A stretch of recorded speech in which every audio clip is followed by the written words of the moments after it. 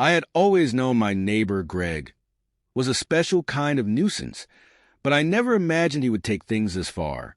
It started like any other morning. I stepped outside, coffee in hand, ready to breathe in the crisp air and admire the hard work I had put into my lawn. My yard had been my pride and joy, a lush green paradise that I had spent years cultivating with flower beds, a well-maintained walkway, and a neatly arranged seating area where I enjoyed quiet evenings. But the moment my eyes landed on my property that day, my blood froze. My yard, my beautiful, carefully tended yard, was gone. In its place was a thick layer of concrete, stretching from my driveway all the way to the edge of my property line. At first, my brain refused to process what I was seeing. I stood there, mouth slightly open, my heart pounding as I tried to make sense of it. Who the hell would do this? Then, as if summoned by my fury, Greg stepped outside with a smug grin, casually sipping his own coffee. "Morning, neighbor," he called, as if nothing was wrong. "Figured I'd do you a favor. That grass of yours was always a pain to maintain, and this is much more practical." My hands shook. I had dealt with Greg's nonsense before, his constant complaints to the HOA, his habit of accidentally parking in my driveway, the way he acted like he owned the whole damn neighborhood. But this was a whole new level of audacity. "Greg," I said slowly, forcing my voice to stay level. "What the hell did you do to my yard?" He scoffed, taking another sip of coffee. "Oh, come on. It's just landscaping. The HOA wanted a more uniform look for the neighborhood, and I figured this was the best way to improve the property value. You should be thanking me." My vision blurred with rage. This wasn't his decision to make. This was my property, my hard work, and he had paved over it like it was nothing. I stormed over to the edge of the newly poured concrete, running my fingers over its rough surface. It was solid. This wasn't just some prank. This was deliberate destruction. "You had no right," I snapped, my voice shaking with barely restrained fury. "This is my yard, Greg. Mine." He waved a dismissive hand. "Oh, relax. It's not like you were using it for anything important. Plus, now we've got matching driveways.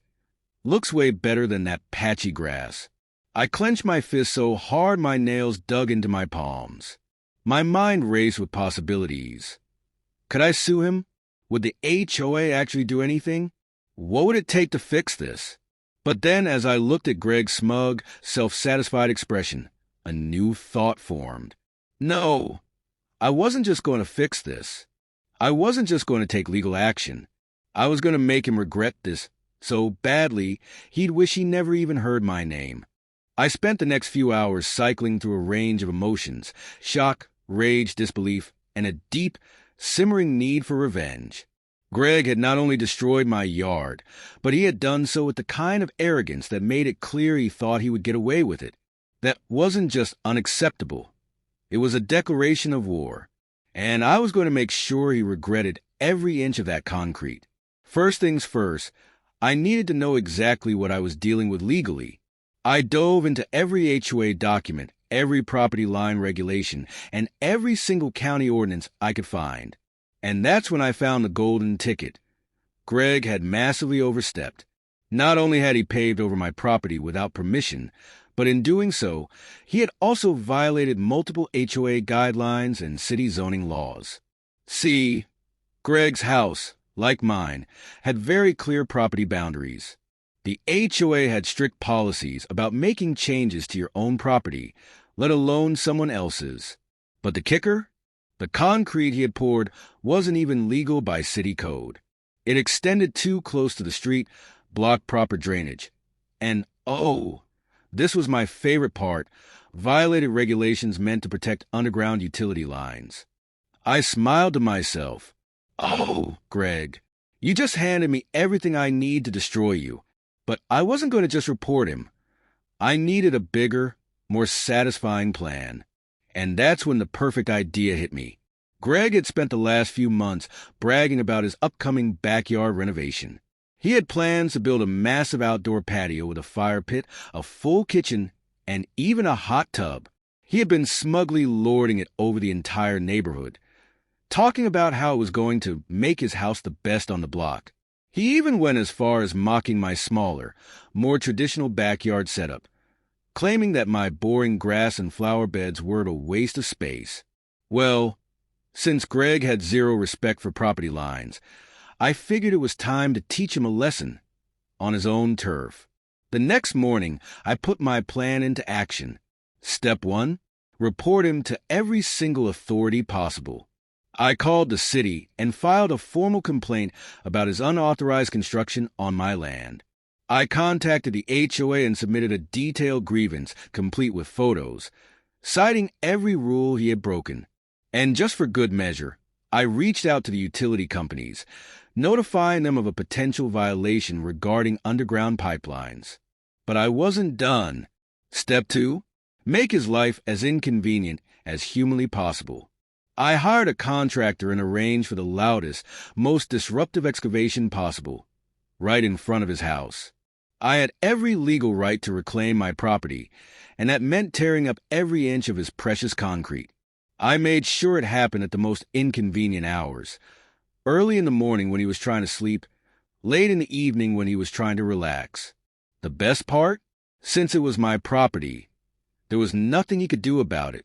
Step 3, make sure his dream backyard never happens.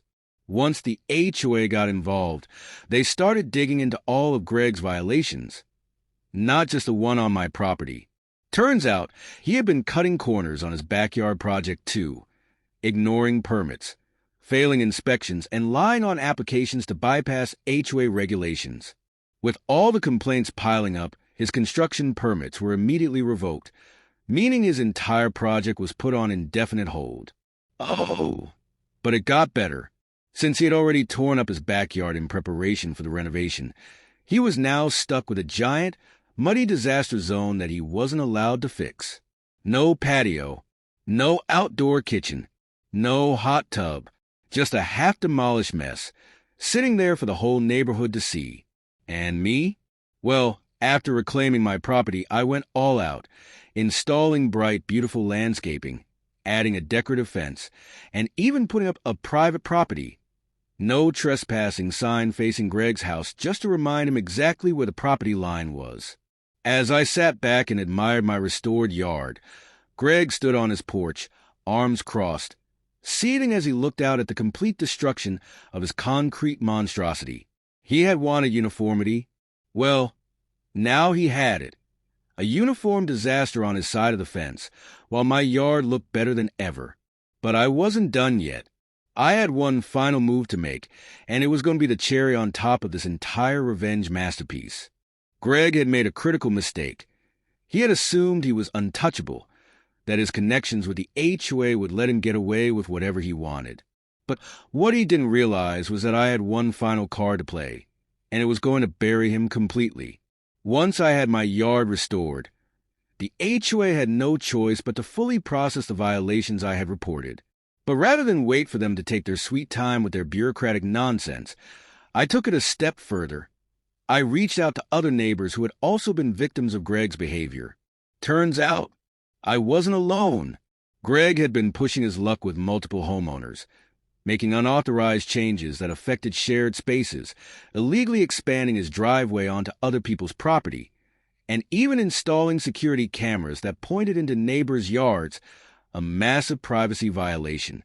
Armed with statements, photos, and video evidence, I led the charge to formally petition for Greg's removal from the HOA board.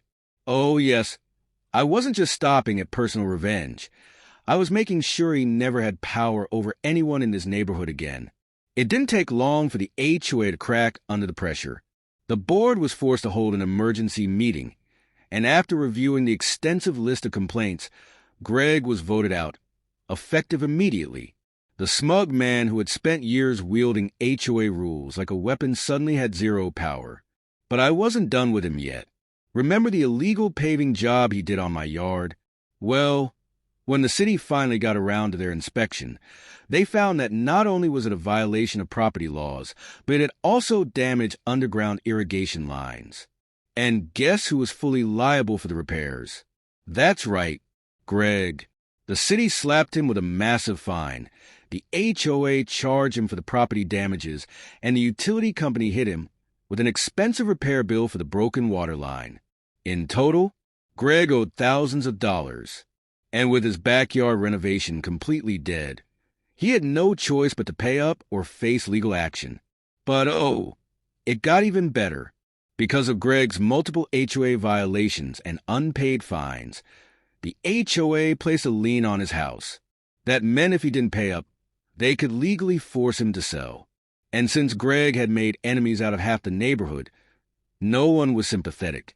His reputation was in tatters, and his once prized property was now an eyesore, complete with an unfinished backyard and a driveway that had been ripped up to fix the damage he caused.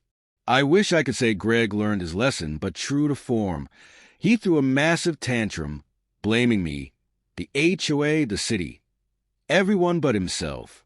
He tried to rally support, but no one wanted to hear it. The man who had once dictated how everyone else should live was now the most despised homeowner in the entire neighborhood. And then the final blow came. After months of fines, unpaid violations, and legal fees piling up, Greg finally snapped. And in a move of pure desperation, he put his house up for sale. The same house he had spent years boasting about. The one he had planned to turn into the ultimate luxury home. Gone. He had no choice but to pack up and leave, tail between his legs. And the best part, the new homeowner, an amazing retired veteran and his family, who turned out to be the kindest, most respectful neighbors I could have ever asked for. So, as I sat on my newly rebuilt patio, sipping coffee and enjoying the view of my fully restored, better-than-ever yard, I watched as Greg's moving truck pulled away for good, and I smiled, because in the end, justice was served.